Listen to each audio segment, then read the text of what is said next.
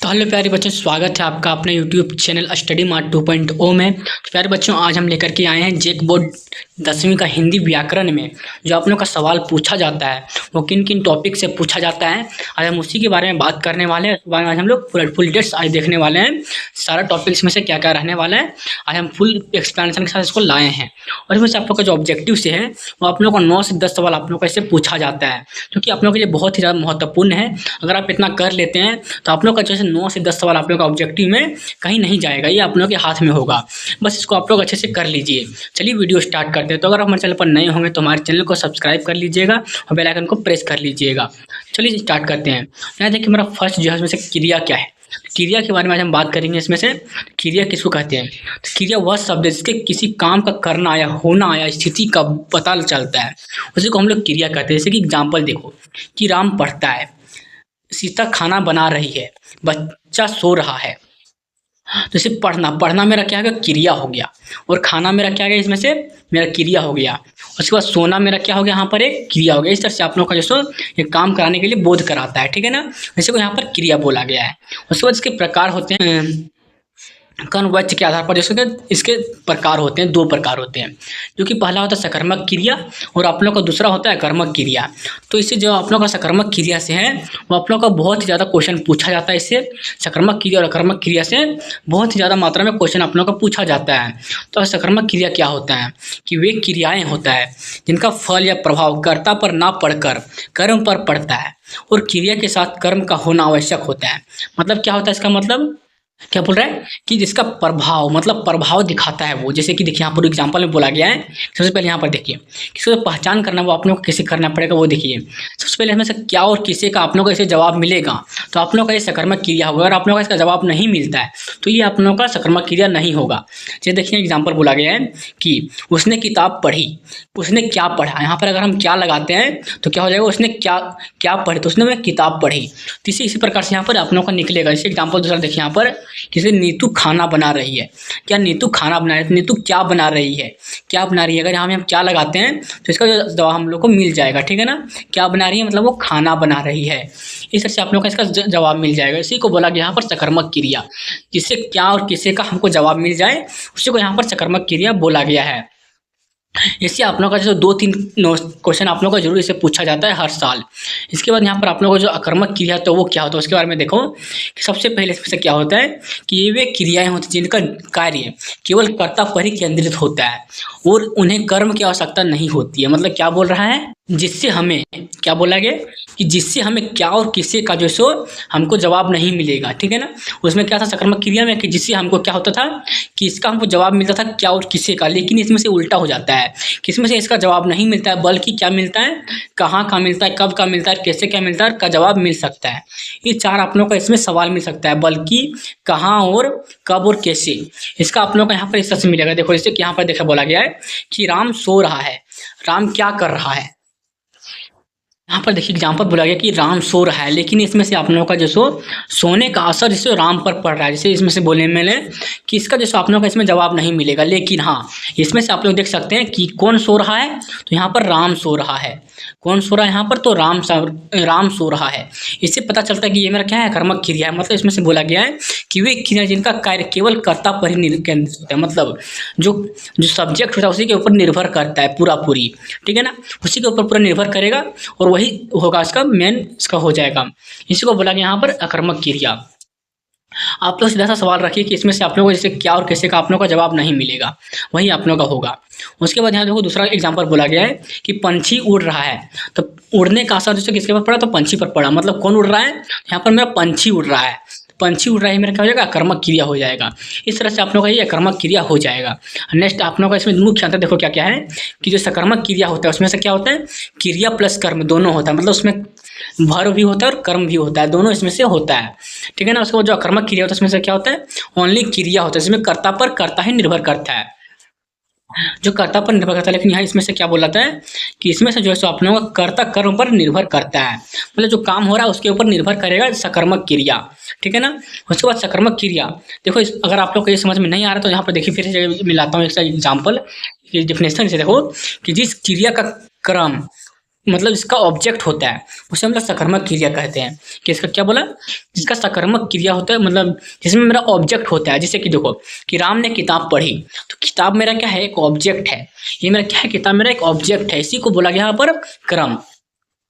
ठीक है ना। अगर इसमें से मेरा ऑब्जेक्ट है तो मेरा क्या हो जाएगा, ये सकर्मक क्रिया हो जाएगा। देखो सीता ने भोजन बनाया, सीता ने भोजन बनाया, भोजन मेरा क्या है, इसमें से मेरा ऑब्जेक्ट है। ठीक है ना, ये मेरा क्या है, ऑब्जेक्ट है। उसके बाद देखो तीसरा क्या बोल रहा है कि यहाँ किताब और भोजन कर्म है। ठीक है ना, किताब और भोजन में क्या है, यहाँ पर कर्म। जैसे कि मैंने बोला यहाँ पर हमें जो किताब है और मेरा भोजन क्या है, दोनों मेरा ऑब्जेक्ट है। उसी प्रकार से यहाँ पर यही होगा यहाँ पर। बस अकर्मक क्रिया क्या होगा, उसको देखो कि जिस क्रिया का कोई कर्म नहीं होता है उसे अकर्मक क्रिया कहते हैं। मतलब जिसमें से ऑब्जेक्ट नहीं होता है। जैसे देखो कि बच्चा हंस रहा है, तो हंस रहा है, यहाँ पर हंसना क्या है, मेरा हंसना एक मेरा क्रिया है। ठीक है ना, लेकिन ये कर्म नहीं है, ये ओनली क्रिया है। इसीलिए मेरा ये क्या हो जाएगा, अकर्मक क्रिया हो जाएगा। लेकिन इसमें से मेरा क्या था कि इसमें से मेरा दोनों था।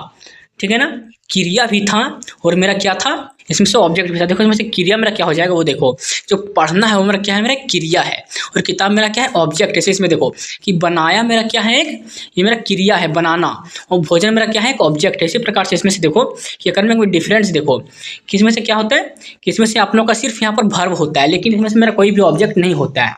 जैसे पक्षी उड़ रही है, तोड़ना मेरा क्या है, एक क्रिया है, लेकिन इसमें से और उसमें से कुछ है नहीं जो मेरा ऑब्जेक्ट बनेगा इसमें से। इसलिए क्या होगा, मेरा ये अकर्मक क्रिया होगा।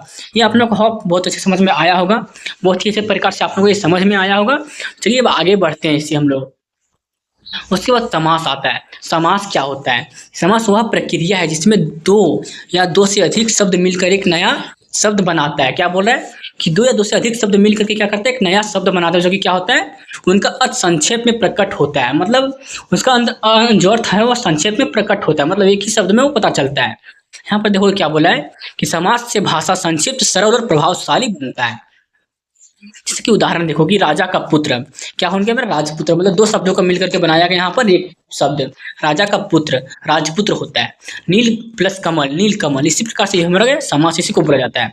अब समास जैसे हिंदी व्याकरण में आप लोगों का 6 टाइप का होता है। कितने टाइप का, 6 टाइप का होता है हिंदी समास।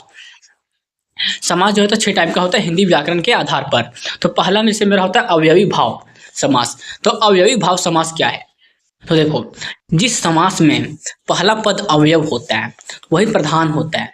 तो सबसे पहले मैं आप लोगों को ये अवयव के बारे में आप लोगों को बताना चाहता हूँ। तो अवयव आखिर में क्या है, चलिए अवयव की ओर सबसे पहले चलते हैं इसके हम, क्योंकि अगर आप अवयव नहीं पढ़ते हैं तो आप लोग को ये समझ में नहीं आएगा कि इसमें से अवयव होता ही आखिर में क्या है। देखो इसमें से अवयव क्या होता है कि अवयव वे शब्द होते हैं जिनका रूप कभी नहीं बदलता है, चाहे वो लिंग वचन पुरुष या काल बदल जाए, लेकिन क्या होता है वो जो होता है सो कभी नहीं बदलता है। ठीक है ना, मतलब कि ऐसा शब्द जो क्या होता है कि वो कभी नहीं बदलेगा, चाहे वो लिंग बदल जाए, चाहे वचन बदल जाए, चाहे पुरुष बदल जाए, काल बदल जाए, लेकिन ये मेरा नहीं बदलेगा। जैसे कि एग्जाम्पल देखो कि यहाँ पर बोला गया कि राम आज आएगा, तो आज मेरा क्या है इसमें से देखो, और सीता आज आई, मतलब देखो ये मेरा क्या है, ये मेरा पुल्लिंग है और ये मेरा स्त्रीलिंग है। तो इसमें आप लोग देखो कि आज इसमें से चेंज नहीं हुआ, लेकिन इसमें से दोनों क्या हुआ, चेंज हो गया, ये भी चेंज हो गया, ये भी मेरा चेंज हो गया, लेकिन क्या हुआ, ये भी मेरा चेंज हुआ, फरो भी मेरा चेंज हो गया, देख सकते हैं आप लोग यहाँ पर। लेकिन जो है सो ये मेरा आज जो है सो इसमें से चेंज नहीं हुआ, इसमें से यहाँ आज नहीं बदला। ठीक है ना, इसलिए इसको हम क्या बोलेंगे, इसलिए आज जैसा कि हमारा अवयव है। इसी प्रकार से चेंज नहीं होता है, जो चेंज नहीं होता चाहे कुछ भी बदल जाए, लेकिन ये मेरा चेंज नहीं होता है, उसी को यहाँ पर अवयव बोला जाता है।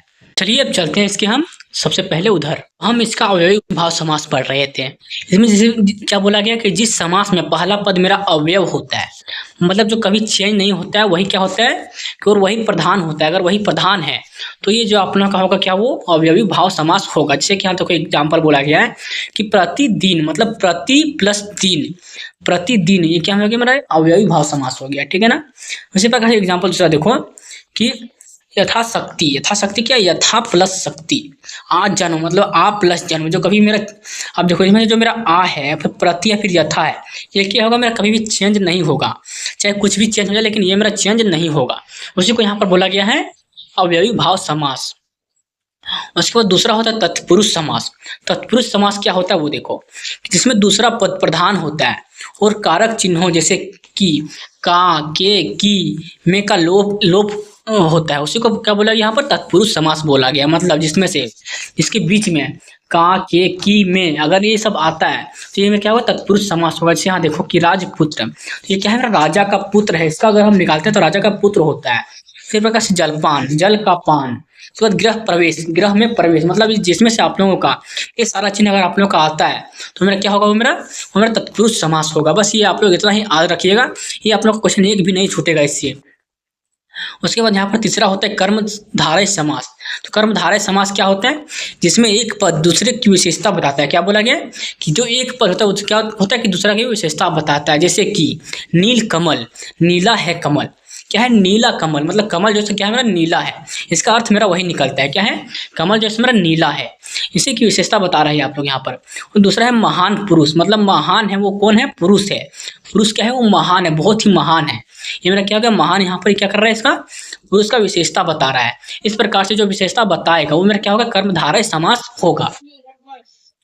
जैसे कि यहाँ देखो मीठा फल, तो फल क्या है मेरा, मीठा है।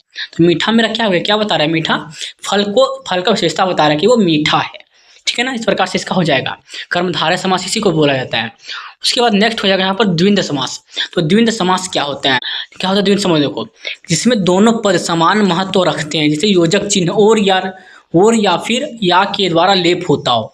क्या बोला है कि जो और या जिसमें आ या लगा हो, जिसमें और या फिर आ लगा हो, उसको बोला जाता है यहाँ पर द्विंद समास। जैसे कि एग्जाम्पल देखो कि राम और श्याम, राम श्याम को हम राम और श्याम भी लिख सकते हैं, दिन रात को दिन और रात भी लिख सकते हैं, सुख दुख को सुख और दुख भी लिख सकते हैं। देखो ये अगर नाम है तो ये सिर्फ नाम ही है दोनों, ठीक है ना।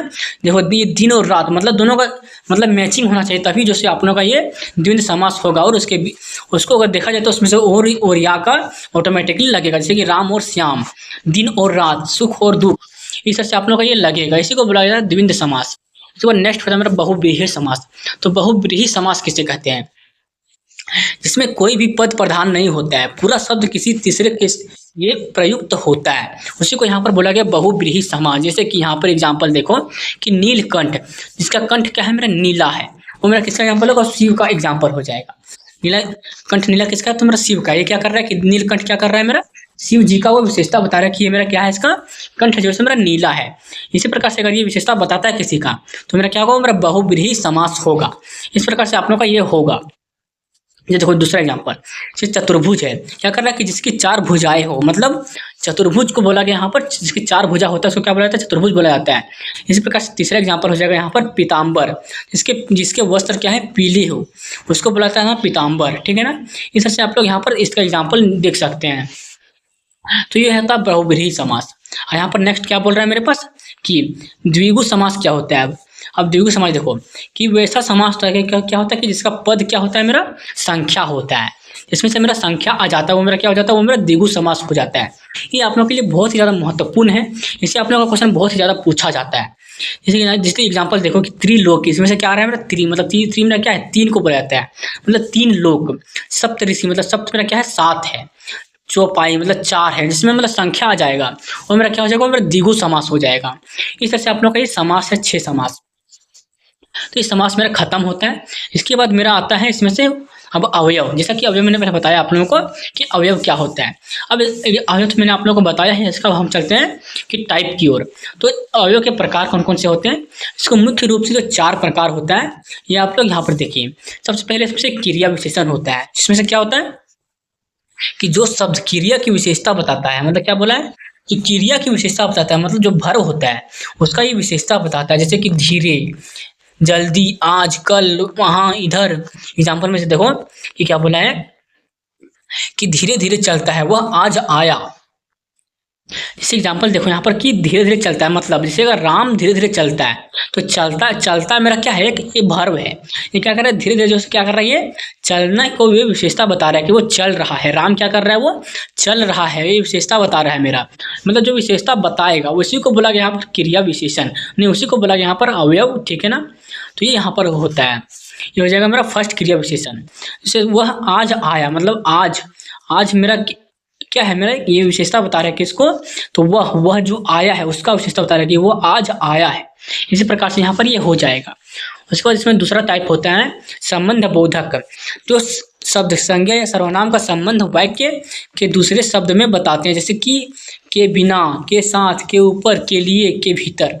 ठीक है ना, अगर ये सब आप लोगों का शब्द आता है उसमें से तो मेरा क्या होगा, वो संबंध बोधक होगा। ठीक है ना, ये आप लोगों का ये होगा। इससे आप लोगों को सवाल नहीं पूछा जाता, लेकिन फिर भी आप लोग इसको अच्छे से देख लीजिए। जैसे राम के साथ मोहन गया, जैसे सीता के साथ राम गई, राम गया, इस तरह से यहाँ पर आप लोगों का सेंटेंस बनेगा। ठीक है ना, उसके बाद आप लोगों का तो समुच्चय बोधक हो क्या होता है, देखो जो जो दो शब्दों वाक्यांशों या वाक्यों को जोड़ते हैं, और जैसे कि एग्जाम्पल में हो जाएगा और, किंतु, परंतु या क्योंकि, अगर ये सब आप लोगों का शब्द आता है उसके बीच में तो ये आप लोगों का समुच्चय बोधक होगा। ठीक है ना, जैसे एग्जाम्पल देखो कि राम और श्याम, और मेरा क्या है यहाँ पर, ये मेरा समुच्चय बोधक होगा। ठीक है ना, ये और लग गया, मतलब ये क्या है, समुच्चय बोधक है। इस तरह से आप लोग को यहाँ पर देखना है। और वो विषमयादि बोधक होता है, ये मेरा क्या होता है वो देखो कि जो अचानक निकलने वाले भावों जैसे कि खुशी, दुख, आश्चर्य, घृणा को व्यक्त करता है, वो मेरा क्या होगा, विषमयादि बोधक होगा। मतलब इसमें से आप लोग का ये अरे, वाह, ओ, हाँ, इससे अगर आप लोग का आता है तो ये मेरा क्या हो जाएगा, मेरा विषमयादि बोधक हो जाएगा। जैसे कि वाह क्या सुंदर दृश्य है, मतलब ये अगर आप लोग का एक्सक्लेमेटरी साइन आप लोग को दिखता है तो क्या होगा, वो मेरा विषमयादि बोधक होगा। तो इसमें से इतना ही था। उसके बाद आता है वाक्य। वाक्य क्या है, अब वाक्य देखो कि दो या दो से अधिक सार्थक शब्दों का ऐसा व्यवस्थित और पूर्ण रूप जिसका क्या होता है कि बुरा अर्थ, जिसका कि एक अर्थ निकलता हो या फिर भाव प्रकट करता हो, उसी को हम लोग वाक्य कहते हैं। जैसे कि एग्जाम्पल की राम खेल रहा है, ये मेरा क्या है, एक वाक्य है। दूसरा क्या बोल रहा है कि देखो मुख्य तत्व, इसमें से क्या होता है कि इसमें एक कर्ता सब्जेक्ट होता है। ठीक है ना, और एक क्रिया भर होता है, ये होना आप लोग का अनिवार्य है, तभी आप लोग का क्या होगा, ये तभी ये आप लोगों का जो है सो वाक्य होगा, वो यहाँ पर बोला गया है। अब वाक्य की जो है रचना के आधार पर ये आप लोगों का 3 टाइप का होता है, जो कि आप लोग के लिए सवाल में बहुत ही ज़्यादा पूछा जाता है। इससे आप लोगों का बहुत ज़्यादा क्वेश्चन पूछा जाता है, ये आप लोग जरूर अच्छे से कर लीजिए। तो इसमें से मेरा पहला आता है सरल वाक्य। सरल वाक्य क्या होता है कि जिस वाक्य में एक ही क्रिया हो उसे हम लोग सरल वाक्य कहते हैं। क्या बोल रहे हैं, जिसमें से ओनली एक क्रिया होता है उसको हम लोग सरल वाक्य कहते हैं। जैसे कि राम पढ़ता है, बच्चा सो रहा है, पढ़ना क्या है, मेरा क्रिया है, सोना क्या है, मेरा क्रिया है। इसी को इसमें से एक ही मात्र आएगा उसको हम लोग सरल वाक्य कहेंगे। जैसे कि कछुए ने खरगोश को हरा दिया, तो हराना क्या है, मेरा एक वाक्य, मतलब ये मेरा क्रिया है। इसी प्रकार से यहाँ पर ये एग्जाम्पल हो जाएगा। उसके बाद दूसरा होता है मेरा संयुक्त वाक्य। संयुक्त वाक्य क्या होता है, देखो कि जिस वाक्य में 2 या 2 से अधिक स्वतंत्र उपवाक्य हो और वे और या फिर लेकिन, मतलब और या फिर लेकिन अगर उसमें से आता है तो वो क्या हो जाएगा, मेरा संयुक्त वाक्य हो जाएगा।